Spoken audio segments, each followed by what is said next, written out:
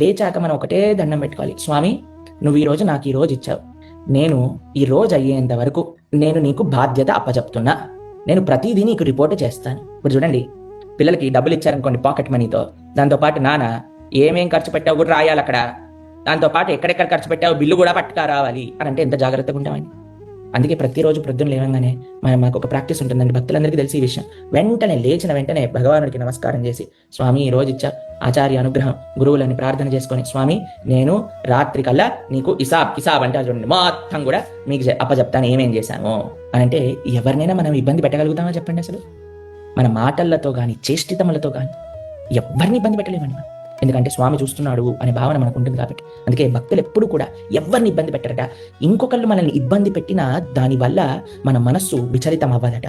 ఇబ్బంది పెట్టకపోవటం కష్టమండి, కానీ ఇబ్బంది పెడితే ఇబ్బంది పడకపోవటం అనేది ఇంకొక మెట్టు పైకి.